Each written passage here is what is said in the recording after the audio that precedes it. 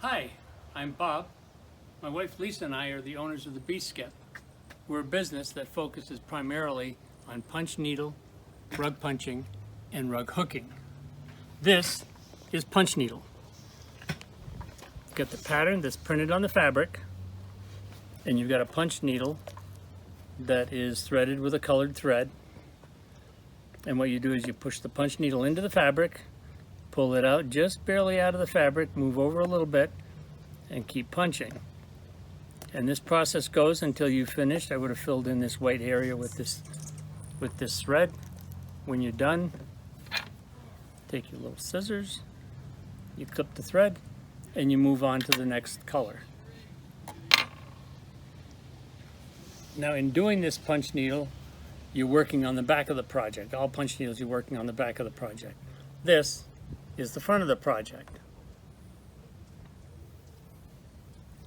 Now for this particular punch needle project, I'm using one of our gripper frames. Now you can successfully punch needle using an embroidery hoop, but you'll find that as you work on the project is going to loosen up. With the gripper frame, the backing stays tight when you start, and it's tight for the whole time that you're working on your project. This is rug punching. Rug punching uses the same concept as miniature punch needle, except that you're punching with yarn instead of with thread. The pattern is printed on a heavier material called monk's cloth, and you have this rug punching tool that is threaded with the yarn. What you do is you take the rug punch, you push it into the backing, you pull it out, you move over a couple of holes in the monk's cloth, and you push the tool back in. So you keep punching like that until you've finished with a color. Once you're done doing a color area, you take the tool, you pull it out of the material, you snip it, and you move on to the next color. Now, similar to miniature punch needle, you're working on the back of the project. This is the completed project. For this rug punching project, I'm using a rug punching gripper frame.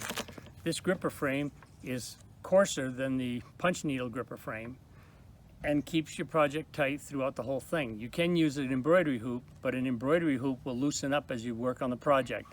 This, you pull it tight to start the project, and it'll stay tight all the way through the project.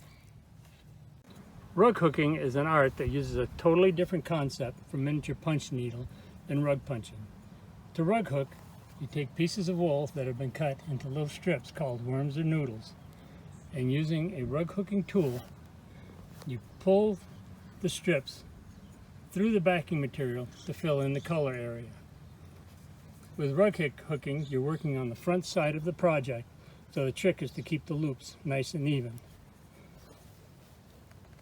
This is an example of a rug hooking project that was done using wool strips for the moose in the background, and then using wool yarn for the antlers.